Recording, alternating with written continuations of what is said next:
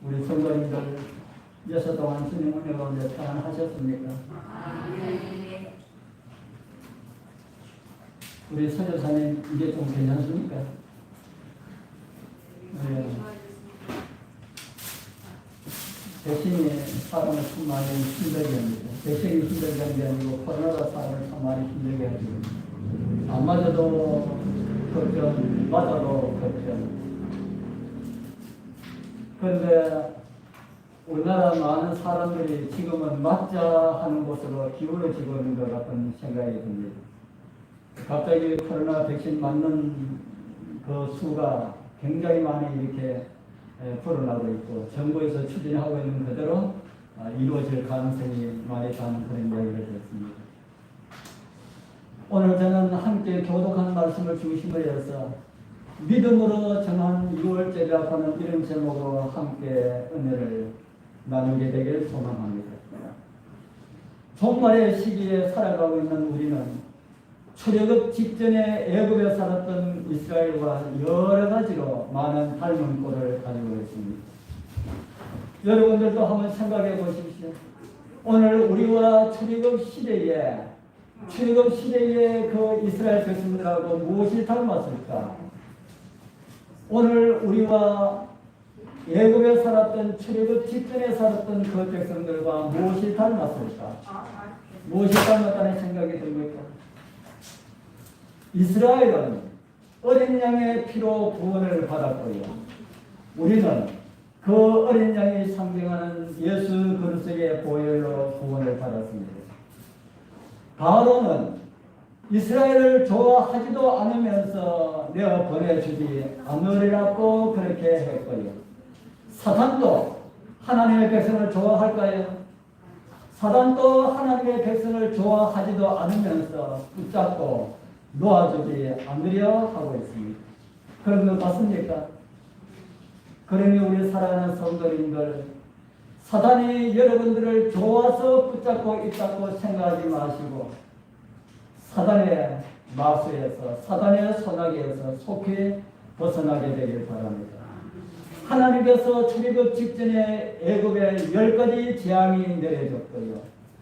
영적 이스라엘이 출지구하기 전에도 이 세상 신에게 그리고 그를 추종하는 자들에게 하나님의 자비가 섞이지 않는 7가지의 재앙이 내릴 것이라고 성경은 기록되어 있습니다. 출애굽한 백성들이 홍해를 걷는 것처럼 우리도 다 침례를 받음으로 출발할 거예요. 이스라엘 백성들이 광야에서 만나를 먹고 살은 것처럼 하나님의 백성들도 만나를 먹고 살았음을 하늘에 가면은 그때 깨닫게 될 것입니다. 지금 우리 사랑하는 성도님들, 여러분들이 제조가 좋아서 돈 잘 벌고 제조가 좋아서 잘 먹고 잘 사는 줄 아시죠? 그러나 우리가 지금은 잘 모르지만 하늘에 가면은 그 모든 것이 하나님의 섭리였다. 하나님의 인도하심이었다. 하나님께서 우리에게 주신 것으로 우리가 먹고 살았구나라는 것을 깨닫게 될 것이다 하는 겁니다. 그러니 우리는 이스라엘 백성들과 똑같은 그런 길을 걷고 있다. 그래서 성경은 이런 말씀을 우리에게 전해주겠습니다. 고린도서 10장 11절 우리 같이 한번 읽어보겠습니다. 저희에게 시작. 저희에게 당한 이런 일이 거울이 되고 또한 말세를 만난 우리의 경계로 기록하였느니라. 아멘. 저희에게 당한 이런 일이 거울이 되고, 이 말씀은 무슨 말씀입니까? 누가 누구의 거울이 된다는 말입니까? 이스라엘 백성들이 오늘날 이 세상을 살아가고 있는 우리들에게, 재림 성도들에게, 하나님의 백성들에게 거울이 된다 하는 것이죠. 그럼에도 사도 야고보가 말씀하신 것처럼 거울을 보고 닦아야 하는데, 거울을 보고 매만져야 하는데, 씻어야 하는데 그 모든 것을 잊어버리고 살아가는 그런 사람들이 있음을 성경은 오늘 우리에게 가르쳐 주었습니다. 오늘 저와 여러분들이 그런 것은 아닌지, 그런 모습은 아닌지 우리가 좀 살펴봐야 합니다. 오늘은 이스라엘 백성들의 잘못된 모습들, 그런 거울들을 버렸고 하지 않고요. 이스라엘 백성들이 믿음으로 행하였던 모습을 통하여서 우리의 믿음을 점검을 해봐야 합니다. 우리 사랑하는 성도님들, 오늘 주신 말씀으로 6월절 어린 양의 보혈로 온전한 구원을 다시 한 번 더 발견하시어서 우리에게 오늘 세상에 쏟아질 하나님의 진노의 7 대접을 피하고 홍해를 건넌 이스라엘의 그 구원의 노래를 부른 것처럼 우리도 하늘 유리 바닷가에서 구원의 노래, 어린 양의 노래를 함께 부르는 그 대열에 우리 모두가 꼭 참여하게 되길 축복합니다.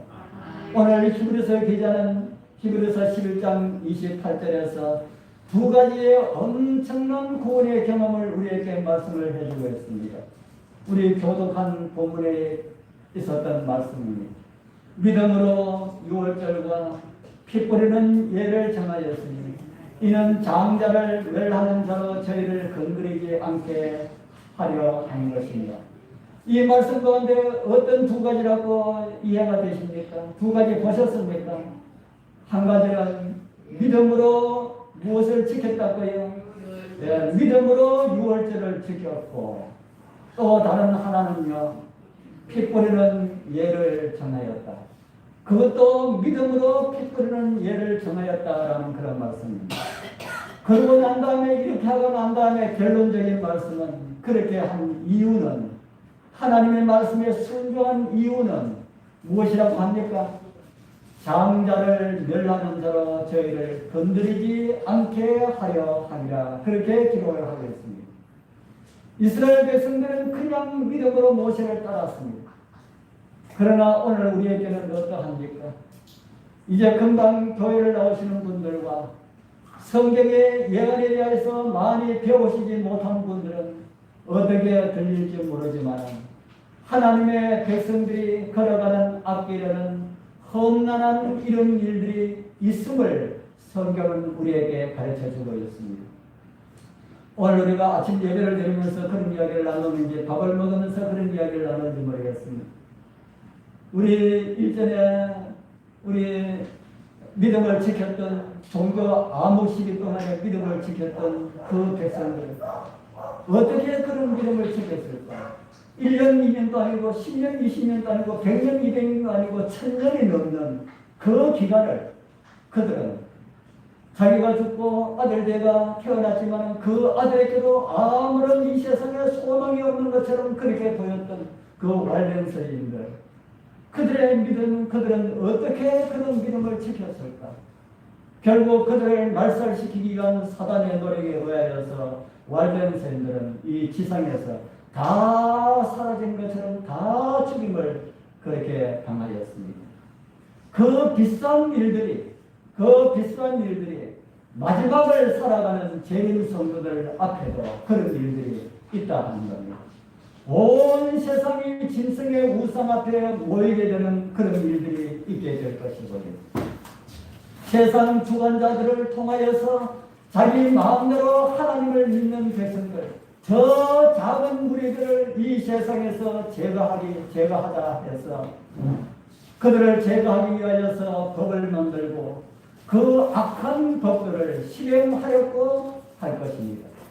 그리고 그런 법들이 실행하려고 하는 때를 같이하여서 이 세상에는 하나님의 진노의 7 대접, 하나님의 재앙이 내리게 될 것입니다.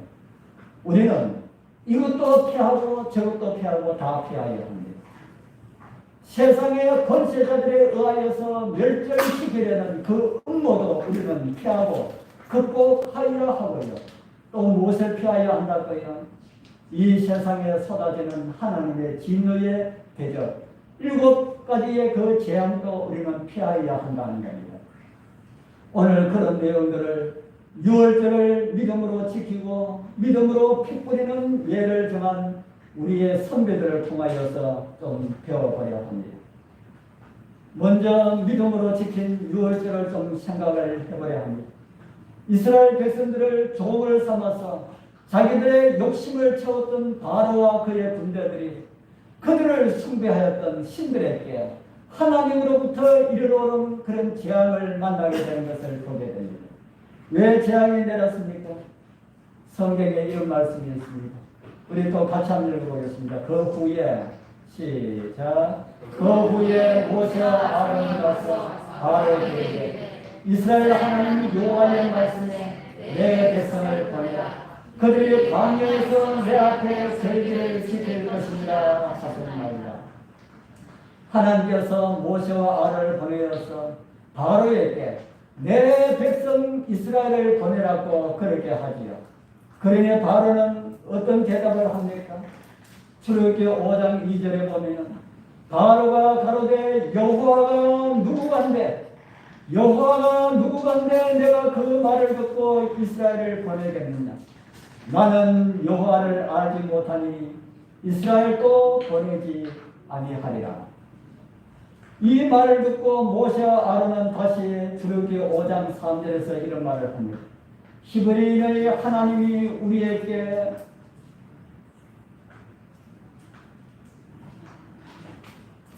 자, 우리 보이면 우리 같이 읽어보시죠. 제가 사진을 올려가지고 보이지 않습니다.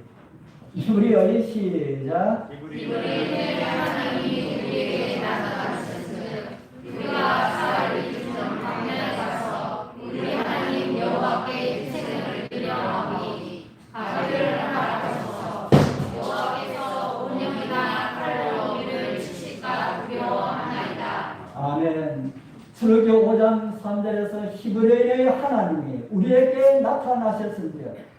우리가 사흘쯤 광야에 가서 우리 하나님 여호와께 희생을 드리려 하오니 허락하소서.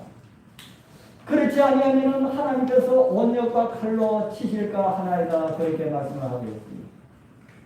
왕이 우리 백성들을 보내지 않으면 이 땅이 어떻게 될 것이라고요?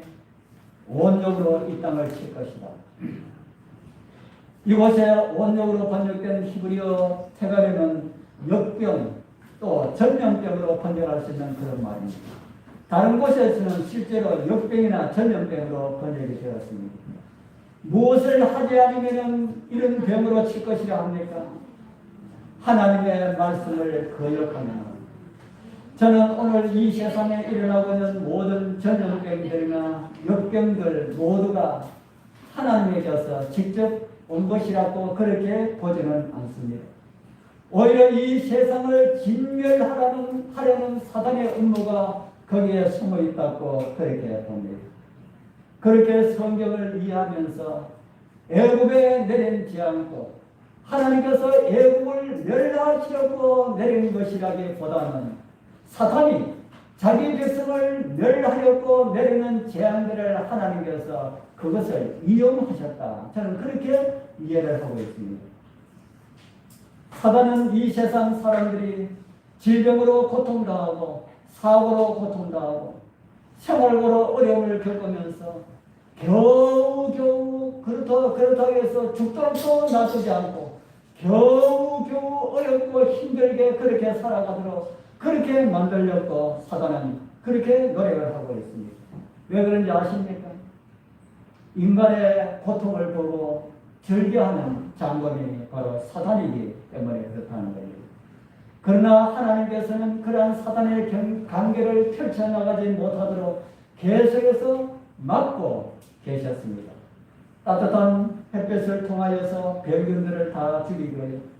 천년계에서 품어나오는 공기를 통하여서 병균들을 이길 수 있는 힘을 생물에게 주시고요. 그러나 그러한 하나님의 은혜를 거두게 되면 바로 사단의 영역 속에서 멸망으로 가는 연약한 모습을 우리는 성경을 통해서 많이 보고 있습니다. 그런 사실을 생각해 본다면 애굽에도 누가 그런 전염병들을 막고 계셨는가 하는 것입니다. 하나님께서 질병이 일어나지 않도록 막고 계셨는데 하나님께서 막고 계시지 않으면 이 지상에 온전하게 살아있을 사람은 아마도 한 사람도 없을 것입니다. 그런데 하나님께서 애굽에 막고 있었던 그 하나님의 손길을 거두자마자 무엇이 내렸다는 것입니까? 마치 하나님께서 애굽을 심판하기 위해서 내리신 것 같은 이런 재앙들이 내려졌다 하는 겁니다. 우리 성도님들 지금 이 지구촌은 어떻습니까? 코로나19로 인하여서 피폐되어가고 있다. 저는 그렇게 봅니다. 그래서 저는 아침으로 기도드릴 때마다 하나님이시여, 코로나19로 인하여서 세상이 피폐되어가고 있습니다. 사람의 마음들도 피폐되어가고 있고 교회도 피폐되어가고 있는 것처럼 보입니다. 그렇게 기도드리겠습니다. 우리 성도님들 정말 그런 것 같습니까? 그래서 코로나가 속히 종식되고 교회가 성도의 교제를 나눌 수가 있고 하나님을 마음 놓고 예배할 수 있는 그런 시기가 빨리 와달라고 기도하고 있습니다. 이 기도는 저만의 기도가 아니지 우리 성도님들 다 같은 기도를 드릴 것이라 생각합니다. 지금 전 세계에서 가장 심각한 코로나가 가장 심한 나라가 어느 나라입니까? 인도라고 하죠. 여러분들 인도가 어떤 나라인지 잘 아시죠? 인도가 어떤 나라입니까? 저는 지난 5월 26일 치루어진 말 장례식, 여러분들 말 장례식 들어보셨습니까? 말 장례식 그 현장을 영상으로 보여드리겠습니다.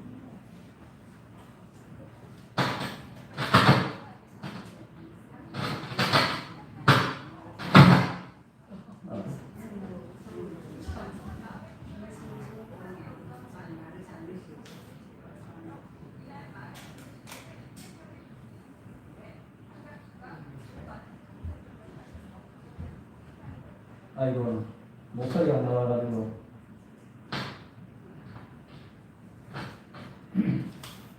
말 장례식에 대한 것을 방송 보도하는 것을 제가 올려왔습니다. 인도는 말의 신이 자기들을 보여줄 것이라고 믿고 마스크도 착용하지 않고 말 장례식을 이렇게 치렀다고 합니다. 저는 이런 상황을 보면서 정말로 사람들이 정신을 차리지 못하고 있구나. 인도뿐이겠습니까? 그런 일들이 계속해서 이 지구촌에 일어나고 있다면 코로나가 종식이 될까 하는 그런 생각을 합니다. 사단이 사람들을 어렵고 힘이 들도록 장난한 것인데도 사람들은 사단이 쳐놓은 그런 건물을 벗어나지 못하고 하나님을 찾지 않고 있는데 그런데도 하나님께서 그 전염병이 사라지도록 그렇게 하셔야 할까 이런 생각이 들었습니다. 그렇게 하나님의 백성들을 붙잡고 놓아주지 아니하는 사단을 상대하는 그 바로는 하나님의 백성들을 놓아줄 수밖에 없도록 하기 위하여서 애굽에 재앙이 쏟아집니다. 애굽에 제일 먼저 내린 재앙은 어떤 재앙이었습니까? 출애굽기 7장 17절에 보면 여호와가 이같이 이르노니 내가 이로 인하여서 나를 여호와인 줄 알리라 하셨느니라. 볼지어다 내가 내 손을 지팡이로 하수를 치면 그것이 피로 변하고 출애굽기 7장 17절에 보면 모세가 하수를 치니까 모든 물들이 다 피로 변하는 이런 재앙이 내립니다. 그래도 바로의 마음은 움직이지 않았습니다. 물을 먹을 수 없는데도 바로의 마음은 더 강팍해집니다. 사실 강을 쳐서 피가 되게 한 이 재앙은 이집트인들이 섬겼던 나일강의 신인 나이러스에 의한 나이러스를 심판하기 위한 그런 심판이라고 합니다. 너희들이 신으로 섬기는 나일강의 신은 아무런 힘이 없다는 것을 보여주었던 그런 재앙이다 하는 겁니다. 두 번째 애굽에 내렸던 재앙은 개구리 재앙이었습니다. 이집트인들은 개구리들도 신으로 섬겼습니다. 우리가 생각하기에 어떻게 개구리를 섬길 수 있느냐고 할지 모르지만 오늘날도 세상 곳곳에는 짐승들을 신으로 섬기는 사람들이 많은 것을 볼 때에 그 옛날에 개구리를 섬긴 것이 이상한 것이 아니라 하는 것입니다. 그들이 섬기는 신의 도움이 아니라 그것 때문에 멸망당할 수가 있다는 사실을 하나님께서 그들에게 보여주셨습니다. 세 번째 재앙은 이 재앙이었지요. 무엇이 이가 되게 하셨습니까? 땅의 티끌이 이가 되게 하셨습니다. 이 재앙은 땅의 신으로 알고 있는 이 신인 셋에 대한 심판이었다. 이터인들은 이도 신으로 섬겼다 하는 겁니다. 그리고 네 번째 재앙은 파리 재앙이었습니다. 이집트인들이 뭐도 섬겼다는 말입니까? 예, 이집트인들은 파리도 섬겼다. 그 파리 신, 카가라라고 하는 파리 신이 있습니다. 그 신을 섬겼습니다. 다섯 번째는 가축들에게 일어나는 악질적인 그런 질병이었습니다. 가축을 아피스와 헤도라고 하는 이름으로 신을 섬겼던 이집트인들에게 대한 그런 심판이었습니다. 여섯 번째는 사람과 짐승에게 함께 일어나는 악성 종기의 심판이었습니다. 이 재앙은 타이폰이라고 하는 이집트 신에게 내려진 그런 재앙이었습니다. 이제 일곱 번째 내린 재앙은 우박 재앙이었습니다. 이 재앙은 대기의 신인 수에게 내려진 그런 심판이었습니다. 주먹만한 우박이 떨어지면은, 하늘에서 주먹만한 우박이 떨어지면은 그 우박에 맞아가지고 사람이 죽을 수 있을까요? 네. 마지막에 우박 재앙의 그 무게가 얼마짜리가 떨어진다는 걸 성경에 보셨습니까? 마지막 때에 이 지상에 내려질 그 우박의 그 무게, 얼마짜리가 떨어진다는 거 여러분들 요한계시록을 통해서 안 읽어보셨습니까? 보셨지만 다 잊어버리셨지요. 제가 성경절을 찾아 올릴 텐데, 요한계시록에 보면은 한 달란트가 되는 우박이 하늘에서 떨어지네 그 박제가 매우 심하네 하는 그런 말씀이 있습니다. 여러분들 한 달란트가 무게가 얼마나 되는지 아십니까? 제가 몇 번 말씀을 드린 것 같은데, 한 달란트 무게가 얼마예요? 한 달란트 무게가 32kg입니다. 32kg. 32kg짜리가 떨어져가지고 빌딩을 치면 빌딩이 어떻게 되겠습니까? 사람이 만든 모든 것은 다 박살이 납니다. 그 우박이 마지막 7재앙 거의 마지막 부분에 그 재앙이 떨어지게 되죠. 그 재앙으로 인해서 사람이 만든 모든 사람의 수고물들은 다 파괴될 것이다. 저는 그렇게 봅니다. 애굽에 내려졌던 여덟 번째 재앙은 메뚜기 재앙이었습니다. 이것은 이집트 곡신의 신인 세레타스에게 내린 그런 재앙이었습니다. 아홉 번째 재앙은 흑암 재앙이었고요. 이 재앙은 태양신인 나에게 대한 그런 심판이었습니다. 너희들이 섬기는 태양도 힘이 없다. 태양이 그 밝은 빛을 주는 것이 아니라 삼국지의 근원은 나라고 하는 것을 하나님께서 가르쳐 주시는 그런 재앙입니다. 그리고 마지막 재앙 열 번째는 무엇이었습니까? 마지막 재앙 열 번째는 무엇이었까요? 네, 장자의 죽음입니다. 출애굽기 11장 5절에 보면 애굽 가운데 처음 난 것은 위에 있는 바로의 장자로부터 맷돌 위에 있는 여종의 장자까지와 모든 생축에 처음 난 것이 죽을지라. 믿음으로 유월절을 지켰다는 그 말씀은 이 열 번째 재앙이 일어난 사건 그때 있었습니다. 열 번째 재앙, 장자들의 죽음의 재앙은 어떤 것일까요? 출애굽기 11장 5절의 말씀처럼 애국 가운데 처음 난 것은 바로의 장자로부터 그리고 왕으로부터 시작해서 작은 종에 이르기까지, 그리고 사람뿐 아니라 가축의 모든 짐승들도 어떤 것이 다 죽었어요? 첫 새끼는 다 죽임을 당할 것이다. 저는 이 말씀을 단순히 장자들에게만 해당되는 것이 아니라고 이해를 합니다. 제가 무슨 말씀을 드린지 이해가 잘 되지 않지요? 아들 10명이 있는 가정에 장자가 죽었습니다. 그 다음에는 누가 또 장자가 됩니까? 그 다음 아들이 장자가 되죠. 저는 그렇게 해서 장자가 죽고 없으면은 그 다음 아들이 또 죽고, 이렇게 해서 그냥 있으면은 모든 이집트의 백성들이 다 죽어 없어질 것이다. 성경에 실질적으로 그런 말씀이 있습니다. 출애굽기 12장 30절에 보면 그 밤에 바로와 그 모든 신하와 모든 애굽 사람이 일어나고 애굽에 큰 호곡이 있으니 이는 그 나라에 뭐하지 않은 것이 하나도 없었어요. 사망치 아니한 집이 하나도 없었습니다. 10아들 가운데서 하나들이 이미 죽고 없는 가정도 있을 것인데 모든 가정들이 다 죽음이 이르렀다. 그러니까 큰아들이 죽고 없으면 누가 또 장자라는 말입니까? 그 다음 아들이 또 장자라는 겁니다. 그 다음 아들이 장자로 침을 받고 나면 그 다음 아들이 또 주는 그런 일이 있단 말입니다. 그래서 애국 사람들은 또 이런 말을 합니다.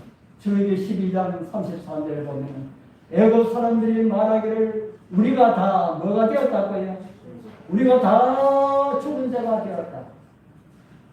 이런 것을 미리 하나님께서는 모세에게 보이셨고 모세는 이스라엘 백성들과 함께 믿음으로 유월절을 지켰다고 성경은 기록된 그런 말씀을 우리는 이미 읽었습니다. 이 사건은 종말에 살아가고 있는 우리에게 어떤 교훈을 주고 있습니까?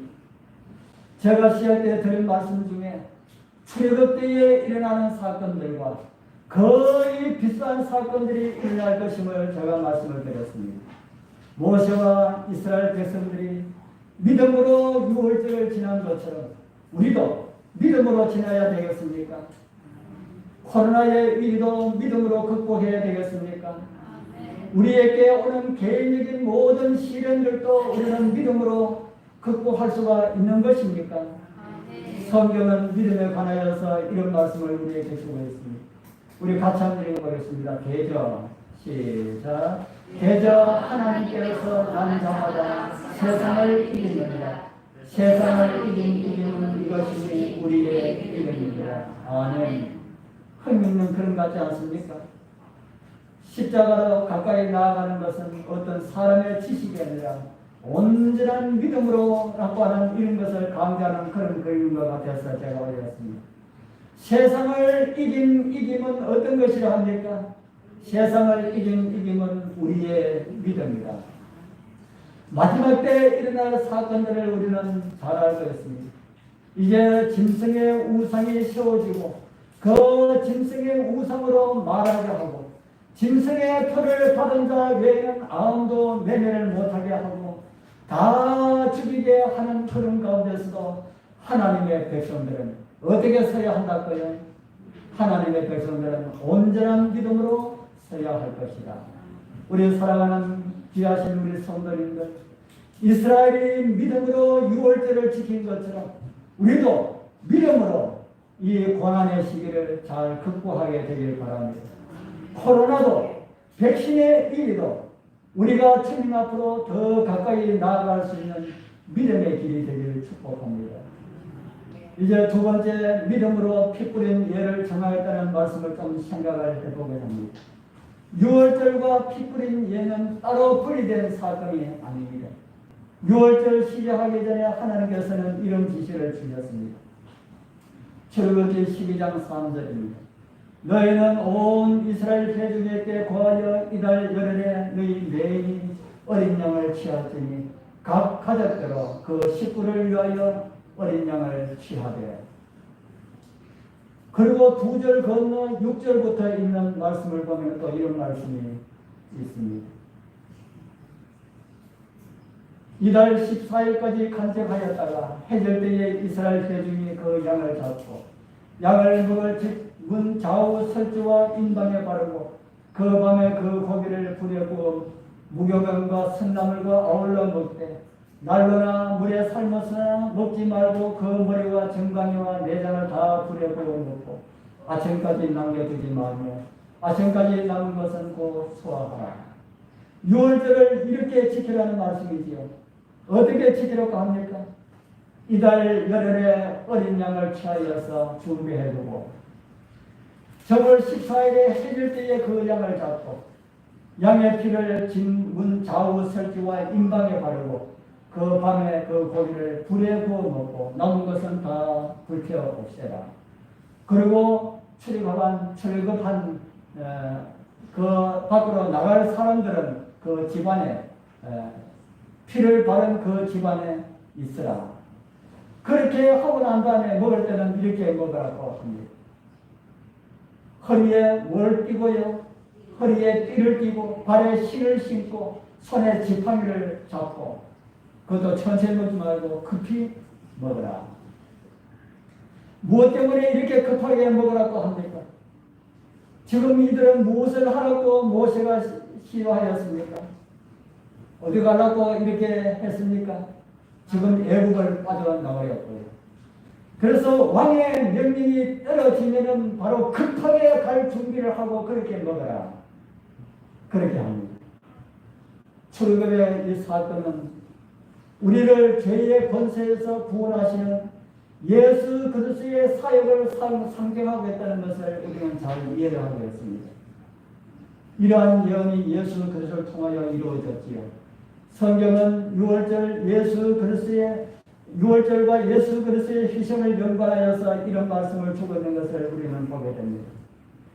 같이 읽어보겠습니다. 너희는 시작.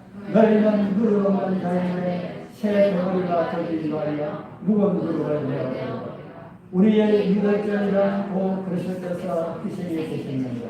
아멘. 이 말씀은 어떤 말씀입니까? 그리스도께서 무엇이 되셨다 말씀합니까? 그리스도께서 우리를 위하여서 무엇이 되셨다고요? 우리의 유월절 양이라고 합니다. 왜 예수께서 유월절 양으로 오셨습니까?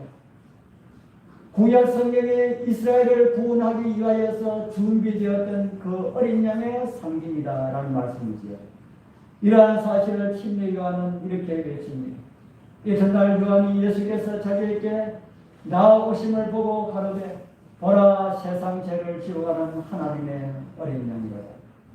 그리스도의 인으로 불려지는 백성들의 출애굽을 위하여서도 하나님의 어린 양 되시는 예수 그리스도께서 돌아가셨다고 성경은 우리에게 가르쳐주고 있습니다.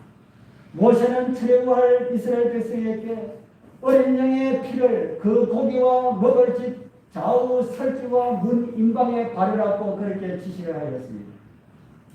그리고 그날 애국인들은 다 죽임을 당하였으므로 그 피 안에 있는 자들은 죽임을 당하지 않았습니다. 그 같은 모습을 히브리서 기자는 우리에게 이렇게 말씀하고 있습니다. 우리가 이렇게 뿌림을 받아. 그 다음에 무슨 말씀을 하고 있습니까? 예, 우리 마음에 뿌림을 받아. 무슨 뿌림을 받았다는 말입니까? 예, 어린 양의 피에 뿌림을 받아 양심을 악을 깨닫고.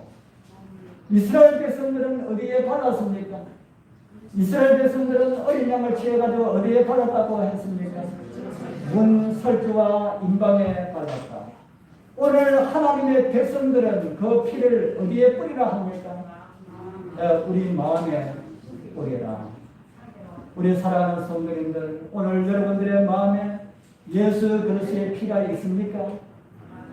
그러면은 하나님께서 세상을 심판하시는 날 여러분들은 구원을 받게 될 것입니다.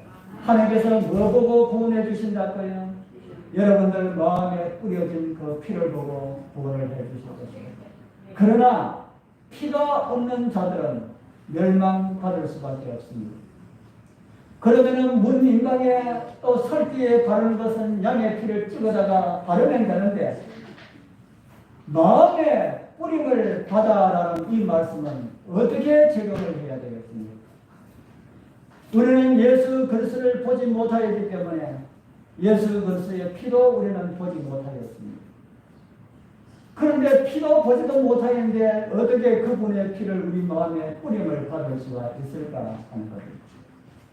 여기서 우리는 한 가지 생각할 수 있는 것이 있습니다. 피 안에 있다는 것.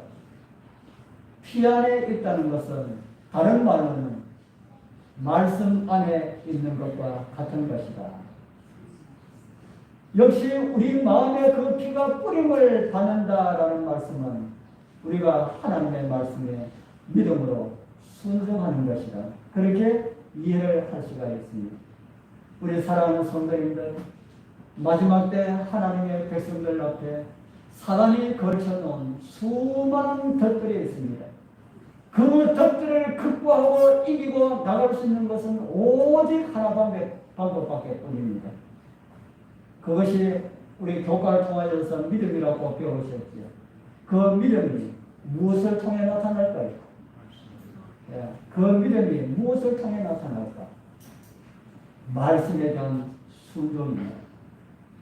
너는 행함이 있고 나는 믿음이 있다 이렇게 말하는데 네 믿음 없는 것을 행함으로 한번 보여줘라. 그 행함이 무엇으로 나타난다고 그랬습니까? 말씀에 대한 순종이다 하는 겁니다. 우리 사랑하는 성도님들 예수 그리스도의 피 안에 거하는 삶이 되길 바랍니다. 시작 때 읽은 말씀 다시 한번 올려드립니다. 믿음으로 유월절과 피 뿌리는 예를 정하였습니다. 이는 장자를 멸하는 자로 저희를 건드리지 않게 하여 한 것입니다.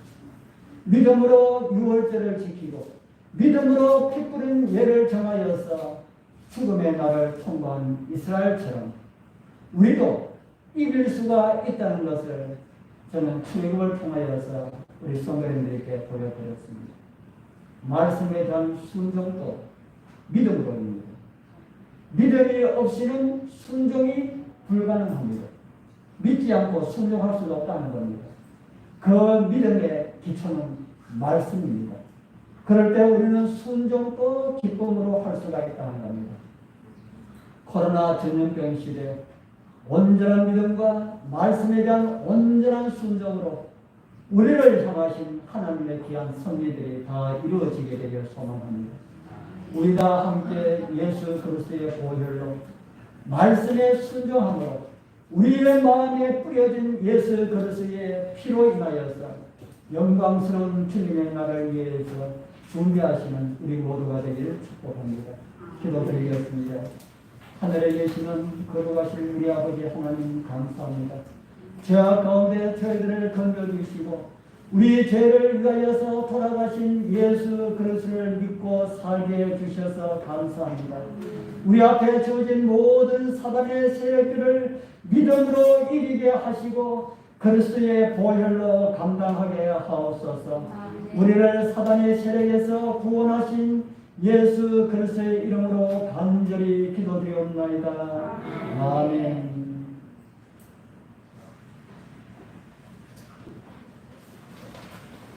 548장 우리 다 읽으셔서 읽어드리겠습니다.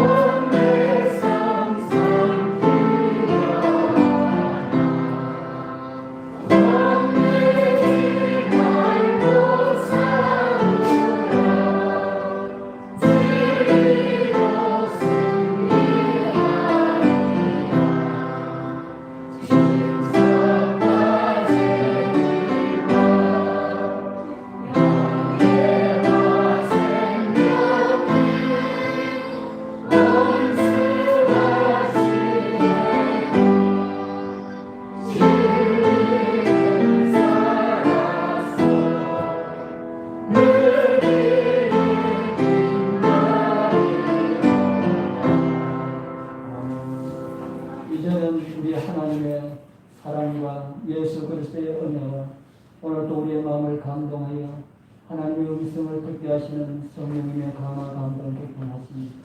오늘 말씀을 듣고 정말 예수 그리스도의 보혈을 피부림을 받아서 온전한 믿음으로 말씀에 순종하고 승리할 우리 모든 주의 백성들에게 지금으로부터 주님 오시는 그날까지 언제나 함께할지어다.